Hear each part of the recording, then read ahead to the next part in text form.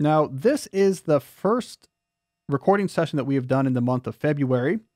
We're doing this, I don't know what today is, February 4th, maybe, February 5th, something like that.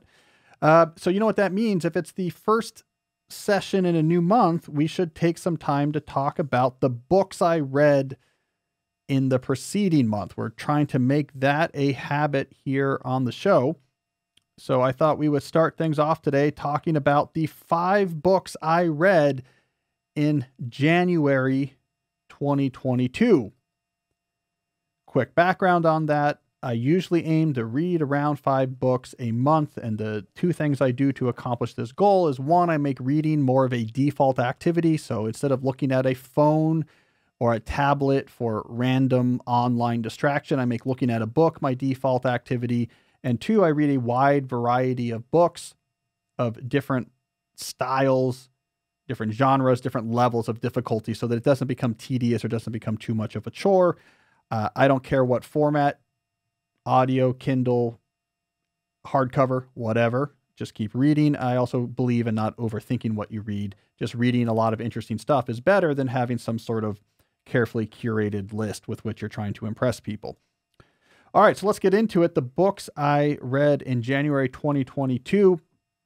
So those who have followed this segment in previous months know I've been on a kick recently of reading books that have to do with the entertainment industry. I'm not sure why. I just like that genre. I did some cinema books. I've done some biographies of directors. My entry in this sequence of books for January was Will Smith's new biography, which is titled Will, which I actually quite enjoyed. Now, Will Smith co-authored it with Mark Manson, who you might know as the author of The Subtle Art of Not Giving an F Word, that book, which sold, and I'm using the official terms here, Jesse, all the copies. That's what I have here. I have here on my official notes. It sold, that book sold an absurd number of copies. I'm talking like 18 million copies. It's a crazily successful book. So he co-authored. So Will Smith, I think, liked The Subtle Art and asked Mark to co-author Will with him.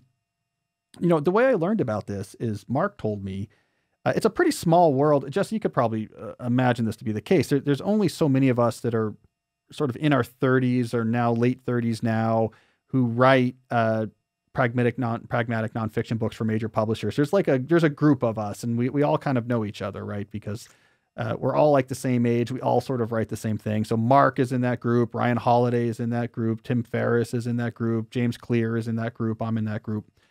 So we all know each other. So a few years ago, Mark was giving a talk. He was doing a lecture tour. He was giving a talk here in the DC area, actually kind of near to where I live. Near here, he was in Silver Spring was the talk at the Fillmore, which is near Tacoma Park. So I was like, well, just come hang out. Like before your talk, so he came and we, wandered the streets of Tacoma Park and just talked as one does. And I remember him telling me, he's like, here's what I'm working on now. A biography with Will Smith. I was like, well, that's crazy. That's interesting. Not at all what I thought you were going to say. And it sounded awesome. He's like, yeah, Will's method was he would be like, hey, Mark, I'm going, like somewhere cool. Do you want to just come with me? And he would just bring them and they could just chat when they had downtime. I just thought that was the coolest thing. I was like, all right, go for it. And the book is good. It's good. I sent Mark a note about this. It's really hard to write these memoirs because you have to capture like a unique voice, and you need to be psychologically self-reflective and yet also capture how did the Fresh Prince of Bel-Air become a show. And I thought it did it really well. I'm actually surprised this book has not gotten more critical love. So I sent Mark a note and said, I think you did a great job. This is a hard book to write. I couldn't have done this. And so I really enjoyed it. That'd be my analysis. Have I told you my Will Smith story? No, I want to hear it. All right. So I was in my first year, maybe my second year of graduate school at MIT. And I had just published How to Win at College and How to Be a Straight A Student.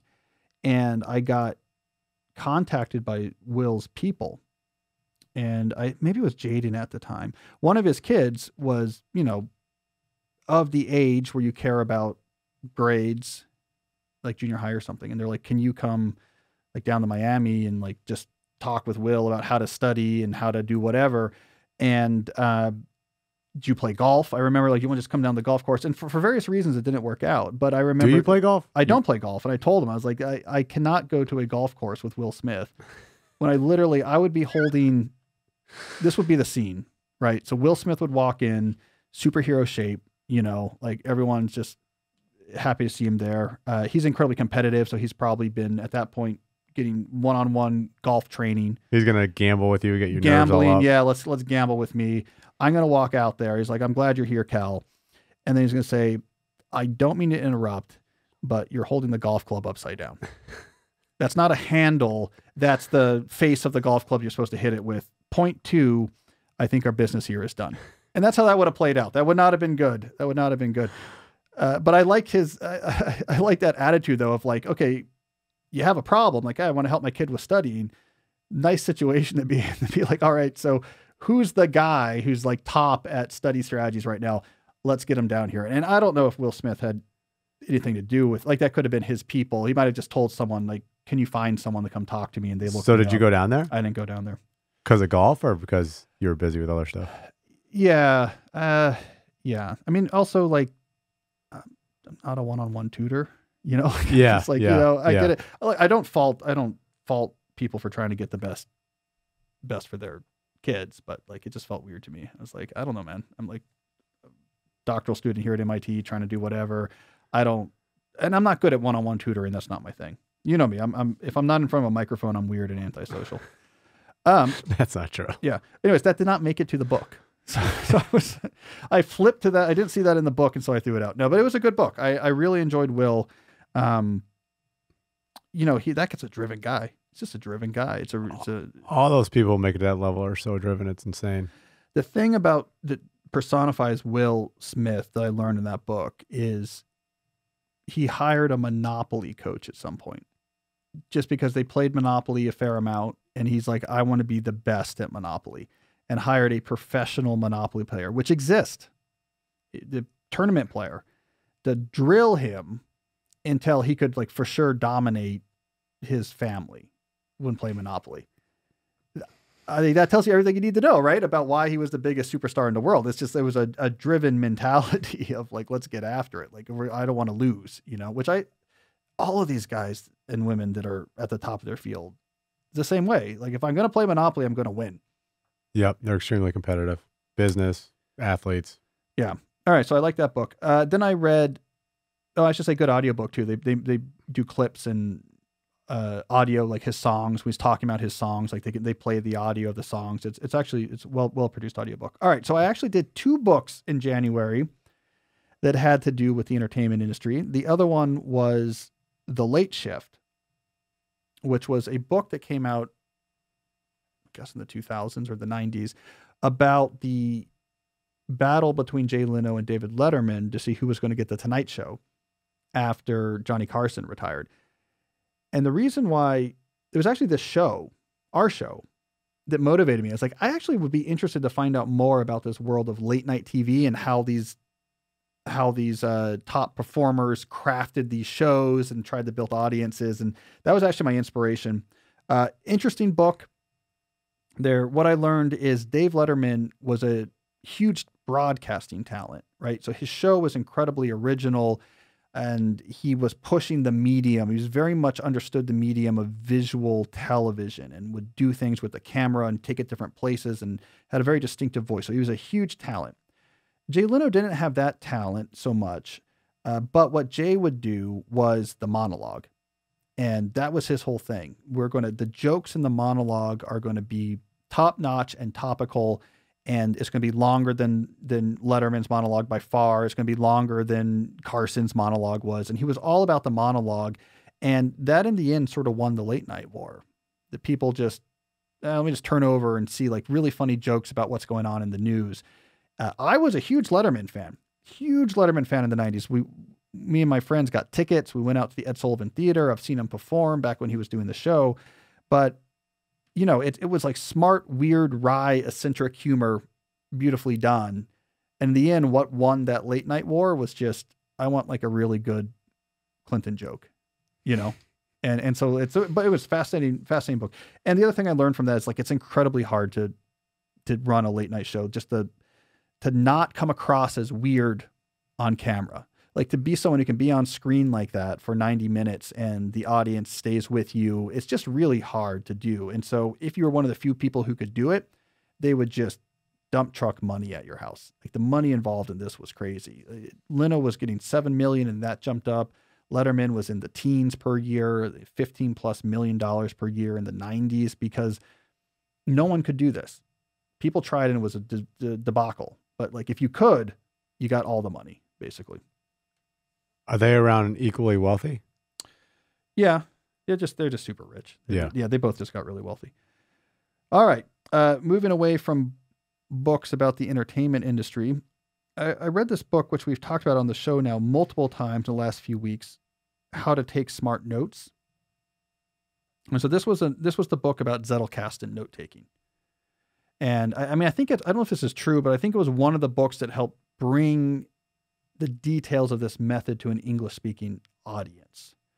So the author is drawing from research that was done in Germany, where they were studying the productivity of the sociologist Luhmann, who used this Zettelkasten method to great effect and had this incredibly productive academic career. And then this team from the University of Berlin was trying to study how is he so productive. And they were like, oh, it's this note-taking system. So this was kind of a German thing. And How to Take Smart Notes brought the concept over to English-speaking audiences. This book took a long route to get to me. Actually, one of my readers sent it to me at some point early in the pandemic. Now, Georgetown they shut down for a long time. Long story short, Georgetown shut down for a long time. So I don't know how long this book, at some point, someone put it in my office with a big stack of mail, but I was gone for a year. They shut down more than a year. I mean, they shut down in March of 2020, and I was back in my office in the fall of 21, like 5 months ago, right? And so there's a whole stack of mail, and this was in there. So it might have been in my office for a year, and the whole thing got water damaged. There had been a flood, and so, but I rescued from this stack this book that a reader had sent me, and it's really cool. It's interesting. So if you're interested in the Zettelkasten stuff we're talking about, that's the book. It's short. It gets into it. It's incredibly optimistic. It has this Luhmann philosophy of, if you have your system right, writing becomes effortless. Listeners know I don't quite buy that, but it is the right introduction, I believe, into that type of note-taking. All right, moving on now. Then I read The Jesuit Guide to Almost Everything. So this was a nonfiction book that basically surveyed, for a popular audience, Jesuit theology and tried to extract lessons from the different parts of Jesuit theology that would be applicable to a large crowd, including large secular crowd. I'm at a Jesuit university. I figured I should know more about Ignatian spirituality, so I read The Jesuit Guide to Almost Everything. So it's really advicey. So it'll be, okay, here is something that we Jesuits do, but here's why this is important, and here's why, whether you're a Catholic or not, or religious or not, you should think about doing these type of things in your life. That's the general format of this book. And it was pretty good. It was long, but it was good. It was good to get a nice survey and history of the Jesuit order. You also got a pretty good insight biographically into what it's like to join a monastic order, like what that process is like, what life is like as a Jesuit, like what that's actually like. And the author, Father Donovan, gets into it. You know, here's what it's like. Here's the hard parts. Here's why I did it. Here's how old I was. It's kind of interesting. You and Ferris kind of had a religious conversation when you were on his podcast yesterday or 2 days ago. Yeah. We got into it. Yeah. We were joking about it before because we had a similar conversation with Lex Fridman that for some reason for the tech podcast crowd, I've become the sounding board for like thinking through the role of religion in your life. It's an interesting role. Maybe because I'm one of the few commentators in that space that will just talk religion straight up and just treat it as something to like think about and look through its advantages. I mean, there was such a powerful, not to digress, but there was such a powerful impact on that space caused by the new atheist in the 2000s that has, like, it really boxed in religion especially if you're a Silicon Valley type, to like an untouchable thing.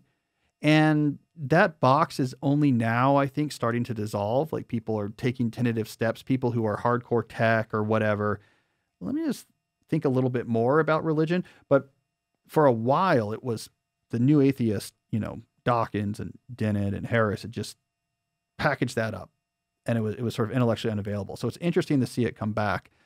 It was honestly, I think it was probably Jordan Peterson that his rise and fall and rise again or whatever, I think had a big impact on shaking loose the new atheist grip on religion in certain types of circles. That's my best guess. And I think what we forget about the new atheist is that they were a reaction in large part to the Bush era.